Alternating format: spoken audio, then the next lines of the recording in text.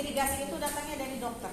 Nanti ada catatan dokter, apakah dia menginstruksikan untuk diirigasi. Irigasinya pakai apa gitu ya? Karena termasuk tindakan kolaborasi. Ya.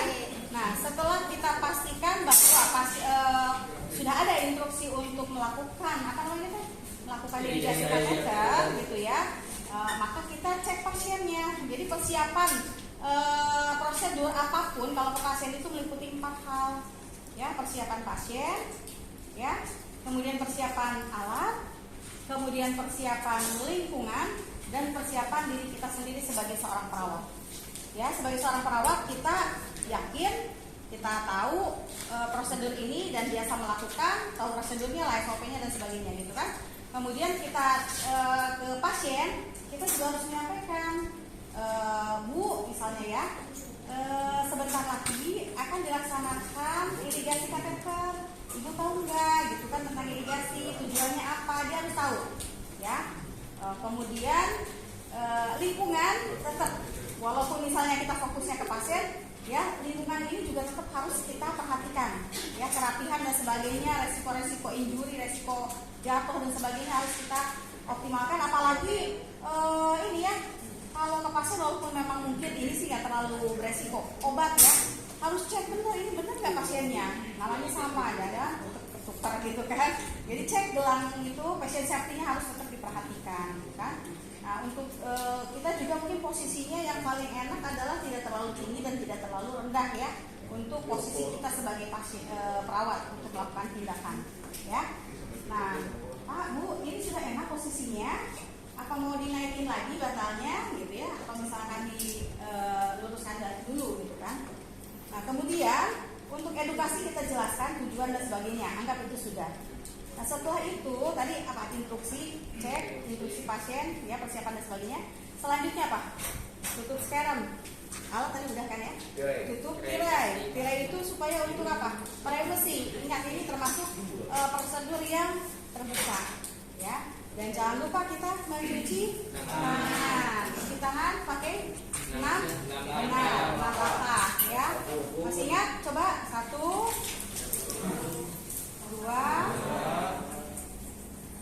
terus 3, salah ya? 3.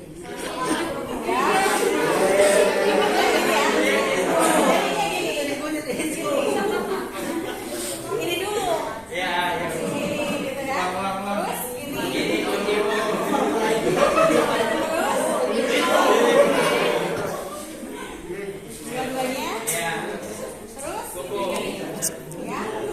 Kalau ini jangan asal begini ya, sampai ke sininya, karena banyak ini daerah sini itu seringkali nggak kena gitu, ya. Dan ini juga seringnya nggak kena. Oke, berarti 6 langkah, bukan 7 langkah. Sering ada yang salah ya. Oke, setelah itu kita dekatkan alat ya. Apapun prosedurnya, jangan lupa selalu pasang perlang, kemudian dekatkan beko, ya kan? Kalau prinsipnya ini bersih apa steril? Kita harus tahu mana yang steril dan mana yang bersih, ya. Steril itu adalah sebetulnya cairan yang mau masuk ke dalam pasien. Misalkan tadi masukin cairan yang steril. Tetapi untuk handspoon-nya bersih, nggak apa-apa, handspoon bersih ya. Oke, harusnya apa? Oke. Kalau bersih ini kita bisa pegang-pegang, nggak apa-apa.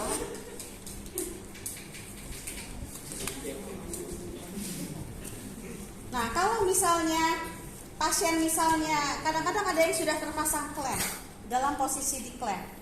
Boleh, tetapi kalau enggak mungkin kita lihat juga sesuai kondisinya ya.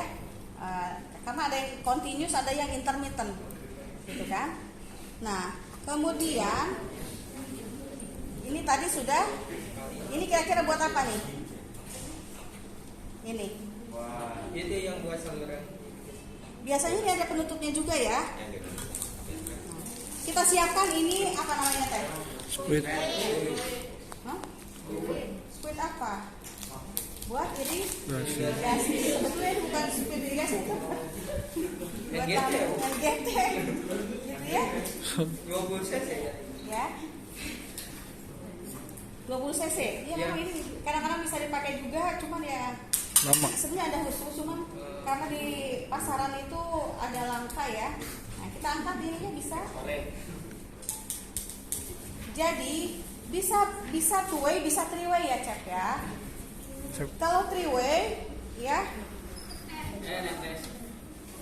three way ini sebetulnya apa ininya kemana sih? Astagfirullah. Jadi ini untuk yang continuous. Oh iya. Tapi kalau yang untuk intermittent, kita bisa masukin lewat sini, saya. Nah, masukin. Jadi kalau misalkan diirigasi, ya, jangan lupa pakai desinfektan juga ya. Ini desinfektannya kok kayak gini ya. Nanti, karena nanti ini ada untuk dibilas dulu aja, dibilas. Itu kalau ada gelembung nggak apa-apa, Bu? Hah? Ini mah nggak masalah. Nggak masalah. Kecuali kalau misalnya Paru-paru. masuk darah. Oh, Ya kan? Jadi ini biar dimasukin set gitu ya, masukin nanti dikeluarkan. Ya kan? Dikeluarkan supaya keluar clothing-clothingnya.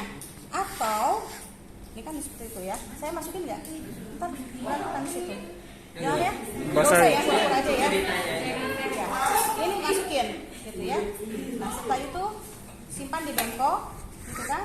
Kalau misalnya kita bisa aja kalau misalkan untuk ditahan dulu pakai klem. Atau dalam jangka waktu tertentu kemudian kita keluarkan lagi. Ya kan? Nah, di luar itu kita juga bisa langsung pasangin ini. Nah. Cuman ini memang ini kurang itu ya. Bukan pasangan. Iya, bukan pasangannya. Untuk set. Biasanya dipotong ininya dipotong karena ini juga bukan alatnya sebetulnya kan, tapi di rumah sakit kan cari gampang ya, maksudnya yang saya lihat emang pakai ini kalau di rumah sakit sekarang itu modifikasi, tapi ininya dipotong, Cep. Dipotong sehingga bisa masuk sini. Ada gunting nggak? Nah, kalau nggak ada, kalau misalkan ada nanti disiapin aja, jadi sini ini masuk pas. Nah, sinilah kita nanti bisa atur apakah ini mau loss gitu. Nah, kalau seperti ini bisa langsung keluar juga ke sini. Jadi sebetulnya kapan kita lakukan dibilas langsung spuit itu di spool gitu namanya, itu kalau darahnya memang banyak. Darahnya banyak harus dicuci gitu kan. Jadi sekaligus kita masuk ini nanti kan keluar juga dari sini. Ya kan? Atau kadang-kadang kalau spool ininya banyak, darah-darahnya banyak, kita bisa buka dulu gitu kan. Nanti pasang lagi. Gitu kan? Tapi bisa juga kita melalui tetesan ini walaupun sedikit. Ya, terus-terusan supaya ngalir terus ke sini. Nanti kita akan cek di sini, ya, urin yang keluar atau cairan yang keluarnya itu kayak apa? Warnanya merah atau ya ada clothing darah. Nah, itu akan kita cek lewat sini. Sehingga balance cairan atau intake dan outputnya harus dicatat. Ya. Nah, dalam kondisi sehari-hari biasanya ada juga yang diklaim dulu gitu. Nah, seperti ini kita biarkan ya. Sebetulnya ini bisa kita lanjutkan untuk bladder training. Jadi nanti kalau misalkan kita mau ujian ya, habis irigasi langsung bladder training aja. Bladder trainingnya dengan edukasi ya. Pak, misalnya ya, kita sudah selesai melaksanakan irigasi kateter. Nah, sekarang saya mau mengajarkan Bapak untuk bladder training ya. Bladder training itu nanti secara berkala, kalau ininya udah bagus, tinggal diatur klemnya nih. Klemnya yang 1 jam sekali atau 2 jam sekali. Nah, selain itu dia juga, Pak, saya latih ya, melatih supaya nanti nggak sering ngompol gitu ya, nggak nahan nanti keluar ngompol. Kalau habis dipasang kateter lama kan nanti bisa ngompol tuh, Pak, gitu kan. Nah, kita latih bagaimana caranya gitu ya. Coba Bapak peragakan gitu ya, otot Bapak ini kalau lagi nahan kencing kayak apa?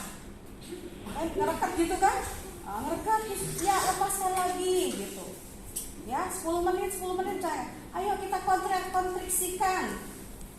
pas lagi gitu ya. Nah seperti itu, salah satunya itu namanya itu senam Kegel exercise sebetulnya ya.